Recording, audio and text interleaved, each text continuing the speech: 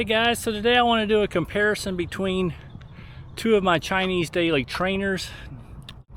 I have found, for me personally, right now I'm doing a challenge training where I'm putting in like 8 miles per day on average. I like spending a couple days, couple runs, couple walks in zero drop shoes, so I'm using primarily my Topo Magnify 6s and my Ultra Torin 9s for that purpose. Both very good shoes. But a lot of my other miles I'm trying to get in, and I want to try to use a stack height where the forefoot stack height is under 30, just because I like still having some proprioception. So I'm doing a lot of my daily miles in those shoes. In my rotation right now that I have that are like that, I have the Anta Zone 2 in 80. I'm measuring that as 34 in the heel, 28 in the forefoot. I have the Leaning Red Hair 9 Pro, which I'm measuring as 36 in the heel, 28 in the forefoot. I have the XTEP 2000km 5, not the non-pro version. I'm measuring that as 34 in the heel, 27 in the forefoot. And then I've got a newer shoe from Anta that's the Roadhog 3 that I'm getting 31 in the heel, 25 in the forefoot. So I'm doing quite a few daily miles in those 4 shoes when I'm not running in zero drop. Today I wanted to do a comparison between the Anta in Zone 2 in 80 and the XTEP 2000km 5. Okay, so these are the two shoes I'm comparing. On the left I've got the XTEP 2000km 5. On the right I've got the Anta Zone 2 in 80.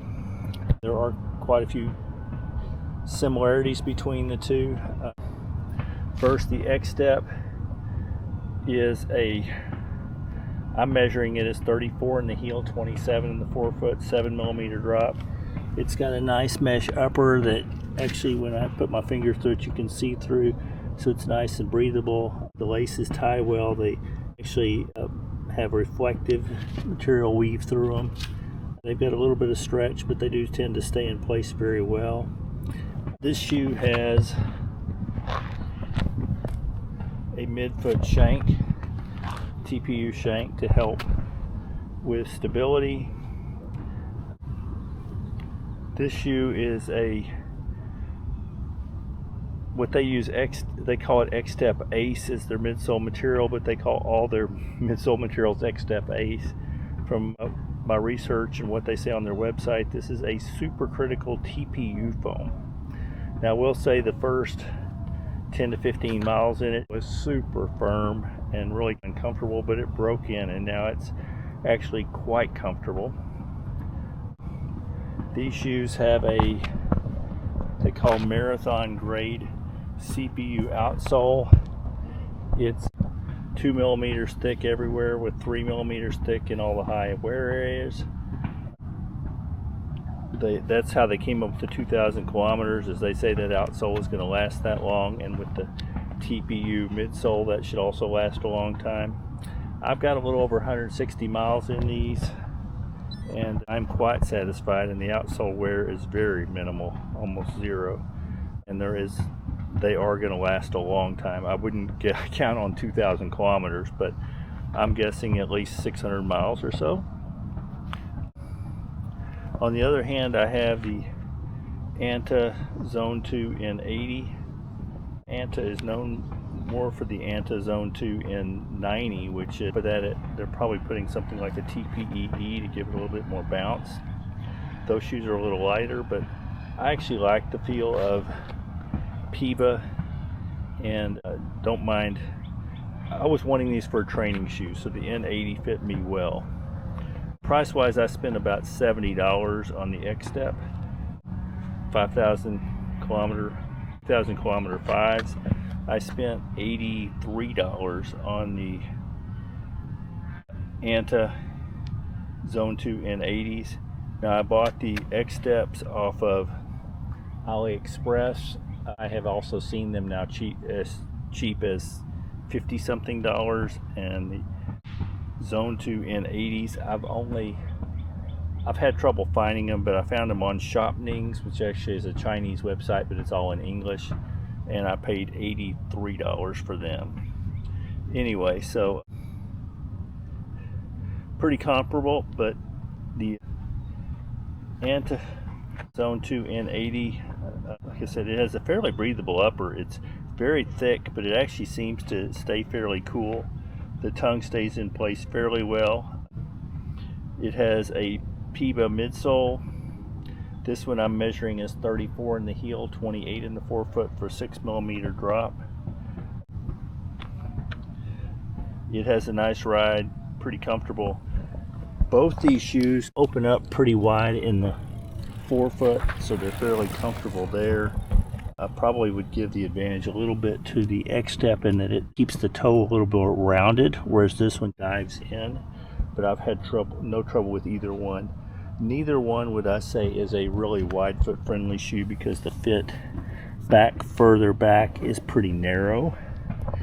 They fit my foot fine. Average foot would probably fit, but if you're wide, this probably won't work.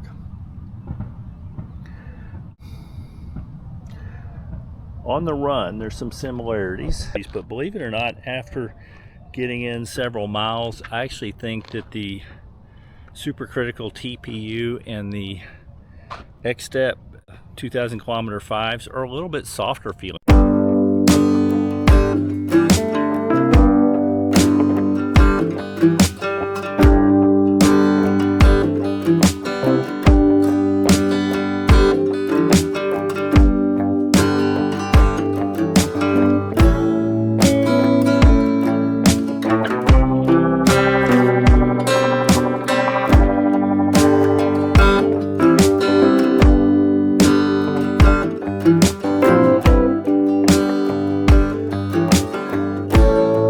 Underfoot. Then the PIBA in the Anta Zone 2 N80s. As far as response, the XTEP has enough response. You don't feel like you're sinking in and losing all your energy. It does bounce back. It's not super propulsive, but you definitely don't feel like you're mushing and losing ground. The Antas, I think, are a little bit more poppy. They're not quite a soft feeling, but I do think they have a little bit more energy return. The rocker in the XTEP seems to start a little further back and be a little more gradual, whereas the Anta is fairly flat and then has a pretty deep toe spring, so you definitely feel that it's a little bit later and sharper on the toe spring.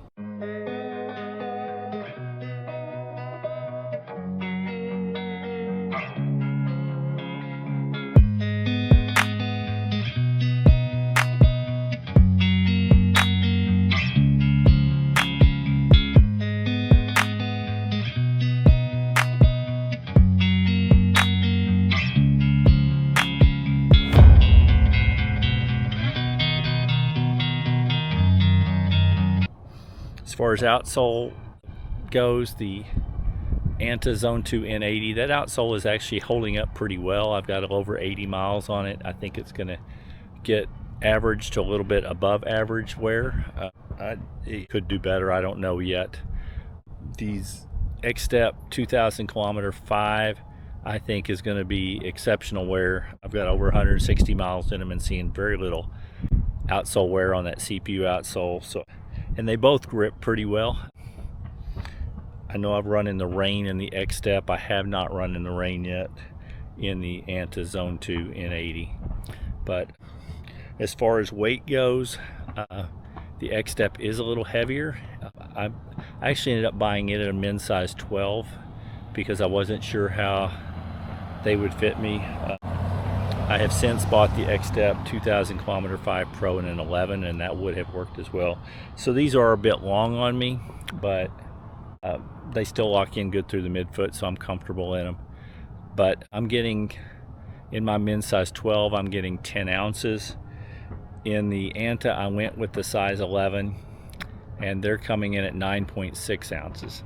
So probably adjusting for the little bit, the one size larger.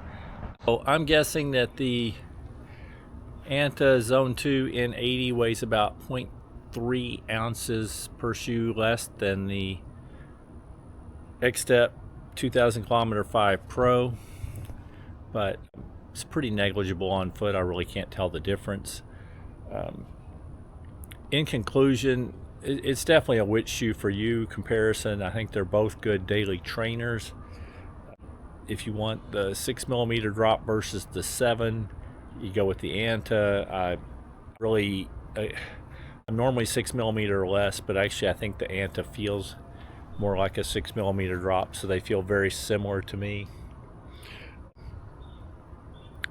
If you want to pick up the pace a little bit more in your daily trainer, probably go with the Anta Zone 2 in 80. I do think that PIBA foam and that late stage rocker make it feel just a little bit faster. However, for me personally, I bought these for daily training, just getting daily miles in, and I think that I'm getting a better price per mile out of the XTEP 2000km 5s. I also think they're going to fit a few more people, just because I think they're slightly wider through the midfoot, and I like the rounded toe on the forefoot that I think helps give it a little bit more room. I also think that the outsole rubber is going to last a little bit longer, and the shoes are a little bit cheaper, but they're both good daily trainers. And for me, I can do my speedier work in other shoes. I tend to go with some of my higher stack height shoes for my long runs and for my speed work. So like I've got the Saucony Endorphin Azura, I've got the XTEP 2000km 5 Pro.